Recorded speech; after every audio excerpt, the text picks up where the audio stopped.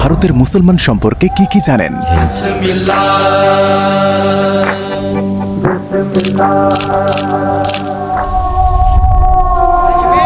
আজমিরে স্বাগতম। আজমিরে স্বাগতম।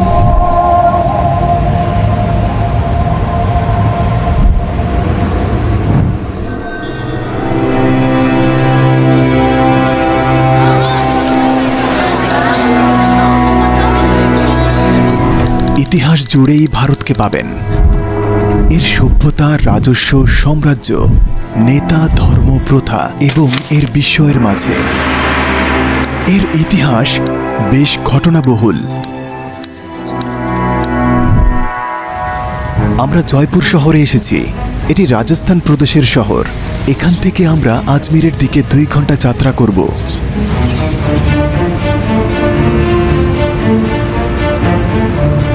হ্যাঁ, আজমির। আজমিরের মানুষ মিস্টার খান, তিনি একজন ফেমাস ইউটিউবার। ধন্যবাদ। আসসালামু আলাইকুম।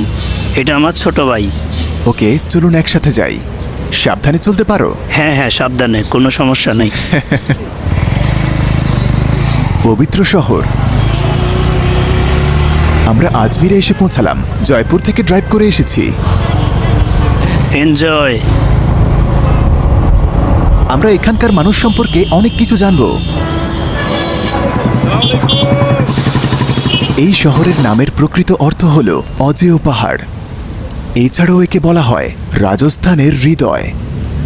ভাই, আসসালামু আলাইকুম। ওয়ালাইকুম আসসালাম। আজমির। জি, এটা আজমির শহর। এটা অন্যতম শহর। এটি অন্যতম প্রাচীন শহর, যার আছে 1100 বছরেরও বেশি পুরনো ইতিহাস, এবং এটি একসময় ভারতের রাজধানীও ছিল। সময়টি হল রাজা পৃথ্বীরাজ চৌহানের শাসনামল। মুসলমানরা 800 বছর ধরে ভারত শাসন করে। আল মুহাল্লাব এবং কুতায়বা বিন মুসলিমের সময় থেকে শুরু করে উমাইয়া রাজবংশ, তারপর মাহমুদ গাজনির শাসন, আব্বাসীয় বংশের শাসন, মুসলিম মোগলদের শাসনামল পর্যন্ত এটি স্থায়ী ছিল।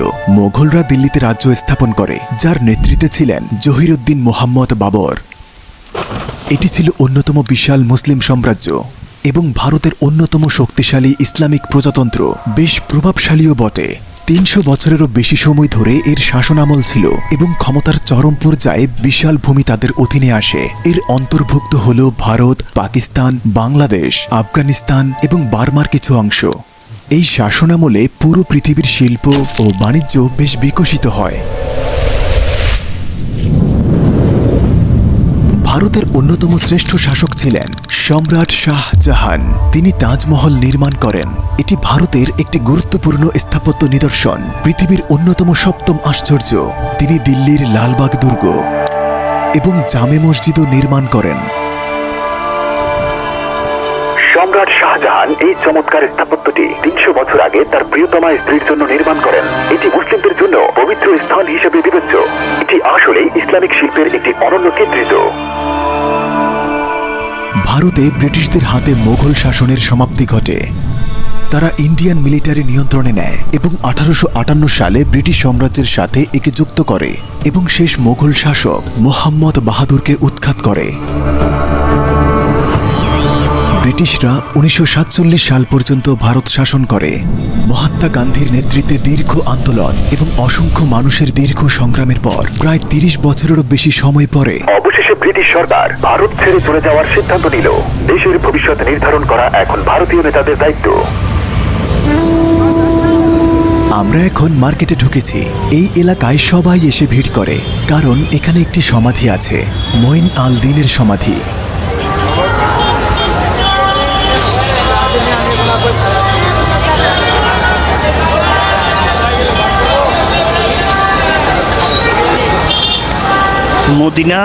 মদিনা কারবালা। এই মসজিদটি হলো দরগা আজমির শরীফ।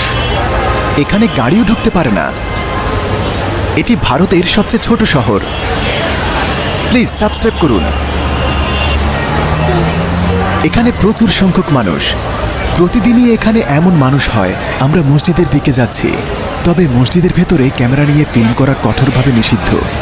তাই ভেতরের দৃশ্যগুলো আমরা ফোনে ধারণ করেছি। এনজয়।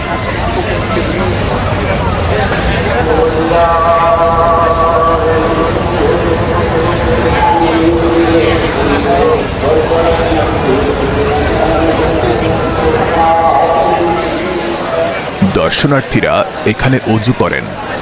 এটি খুব পুরাতন পুকুর, এর বয়স প্রায় 2 থেকে 300 বছর। আমি কখনো কাউকে এভাবে অজু করতে দেখিনি। দেখুন,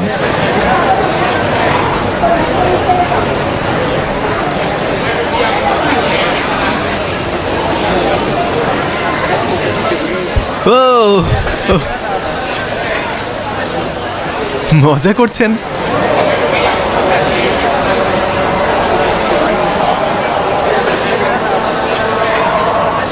গল্পটি হলো এমন, মঈন আল দিন এই মাটি স্পর্শ করলে তার অজুর জন্য পানি বের হয়ে আসে এবং গত 800 বছর ধরে এই পানি শুকায়নি। আমি প্রথম এমন কিছু দেখলাম।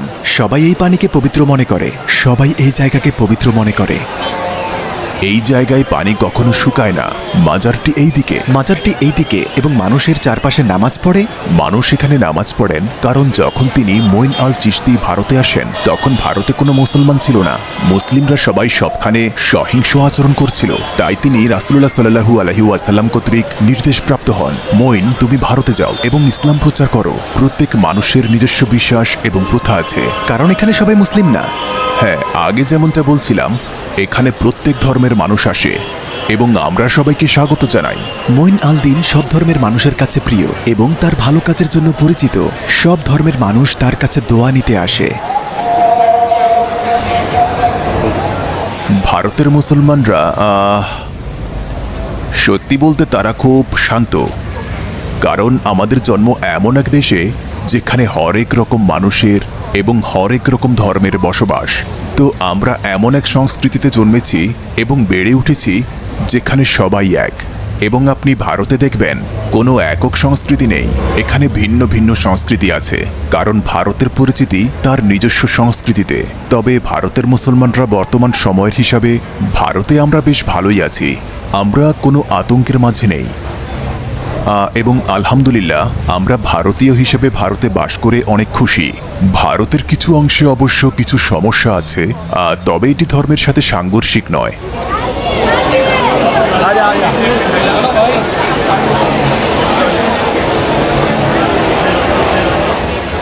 সবাই এখানে ডোনেশন করছে, প্রচুর অর্থ।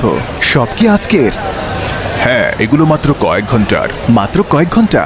এগুলো সব খাবারের জন্য? হ্যাঁ, খাবারের জন্য।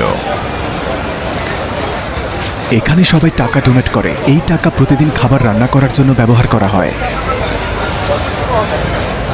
এমনকি এখানে নিচে আগুন জ্বালালেও এর ভেতরটা গরম হয় না।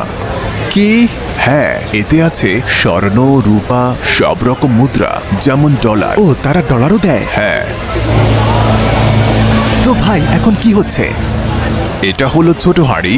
এখানে আজ রাতে 24,000 কেজি খাবার রান্না করা হবে এবং এখানে আজ রাতে 27,400 মানুষ খাবে।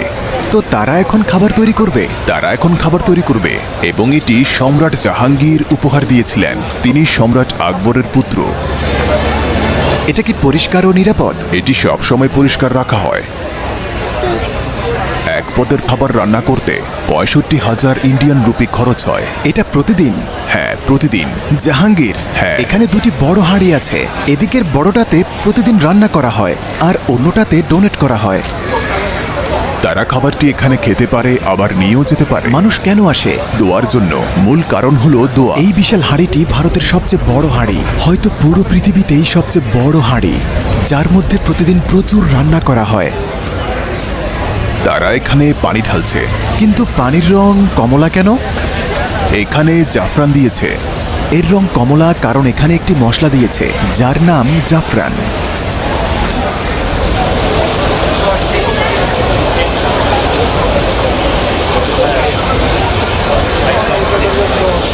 তো তারা এখন চামচটা ধুয়েছে। এটি আমার জীবনে দেখার সবচেয়ে বড় চামচ। এগুলো চাল, যা শীঘ্রই ঢালা হবে। 3 জন মিলে চামচটি নাড়ছে।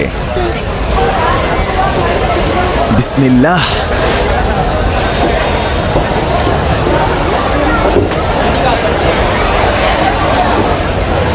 খেজুর এবং নারিকেল।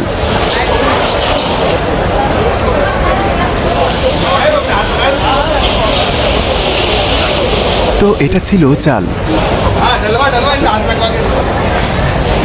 ও ও, কি হচ্ছে? তেল এবং চাল ঢালছে। চমৎকার মিক্সিং। তারা পৃথিবীর সেরা রাঁধুনি। এটি আমাদের পরিবারের পক্ষ থেকে। তোমাদের পরিবারের পক্ষ থেকে? হ্যাঁ। ওয়াও। আপনি $1500 পে এবং ডোনেট করতে পারেন। তারপর আপনি প্রাইভেট হাঁড়িটি পেতে পারেন এবং খাবার বিতরণ করতে পারবেন। এই খাবারগুলো সাধারণত এখানকার স্কুল, হাসপাতাল এবং আশেপাশের লোকেরা গ্রহণ করে। আপনি এখানে স্পন্সর করতে পারবেন। ও আমার বোন, আমি তেজাজ। আমাদের বিশ্বাস এখানে আমাদের ইচ্ছেগুলো পূরণ হয়, মানে মান্নাত পূরণ হয়। মান্নাত মানে ইচ্ছা। মূলত লক্ষ্য হলো নিজের পরিবারের জন্য ভালো কিছু পাওয়া এবং নিজের মান্নাত বা কোনো ইচ্ছা পূরণ করা। এই উদার মানুষটির হৃদয় অনেক বড়। আমাদের সব কাজে উনি হেল্প করেছেন। আচ্ছা ভাই, এই খাবার খেলে কি সমস্যা হয় না? কারণ এটি তেমন ক্লিন না। আমরা এটা বিগত 400 বছর ধরে খেয়ে আসছি এবং আমরা সুস্থ ও ভালো আছি, তো আশা করি আপনিও ভালো থাকবেন। তারা নিরাপদ। আমরা এখন তাদের কাজ শেষ হওয়ার জন্য অপেক্ষা করছি। সাথেই থাকুন। খাবার তৈরি হওয়া পর্যন্ত আমরা মসজিদের চারপাশে ঘুরে দেখার কথা ভাবলাম।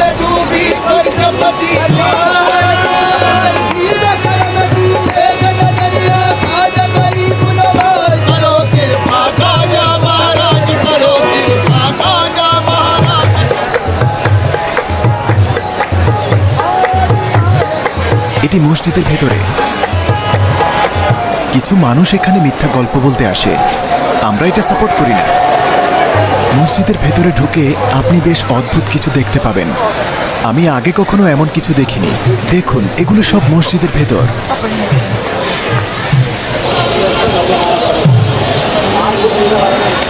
ভেতরে একটি কবর আছে। খাজা মঈন আল দিন চিশতির কবর আছে ভেতরে। উনি কি মঈন আল দিন? জি। মানুষ এখানে স্পর্শ করে তার জন্য দোয়া করছে। তারা দোয়া চাচ্ছে, এটা তাদের দোয়া চাওয়ার পদ্ধতি। মঈন আল দিন একজন সুন্নি সুফি ছিলেন। তার নিজস্ব অনেক অনুসারী আছে। তারা এই মসজিদে তার কবরের পাশে কিছু আচার অনুষ্ঠান পালন করে। এই সবের কিছু কিছু ধর্মবিরোধী হিসেবে বিবেচিত।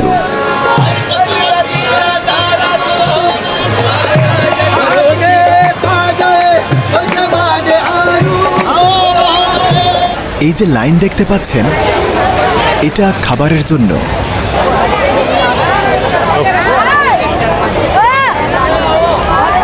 প্রায় তৈরি হয়ে গিয়েছে। খাবারের জন্য মানুষ এখানে জড়ো হয়েছে।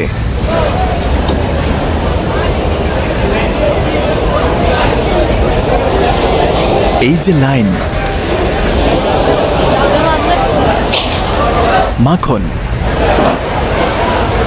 তারা কিছু মাখন দিল এবং এখন মনে হয় তারা কিছু পপকর্ন মিশালো। ফক্সনাট। আর এটা কি?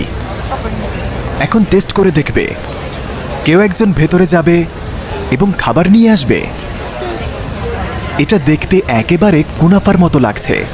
এটা খুব মিষ্টি।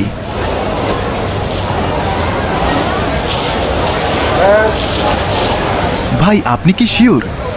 মূলত সবাই এখানে অংশ নিতে চায়, কারণ তারা এখানে খাবারের মাধ্যমে দোয়া পেতে চায়। এগুলো বাদাম, কাজু বাদাম। খাবার তুলে আনতে তারা ভেতরে একটি মই নামিয়েছে। তারা দোয়া নিতে চাচ্ছে। এগুলো বাদাম।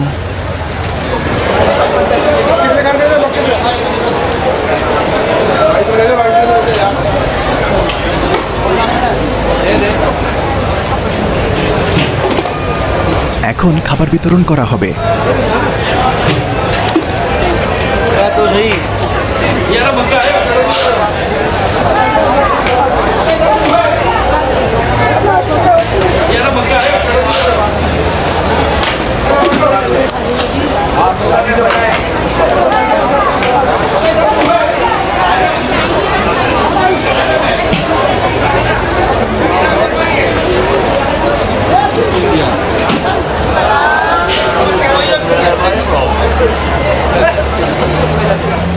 তার পা ডুবে গিয়েছে।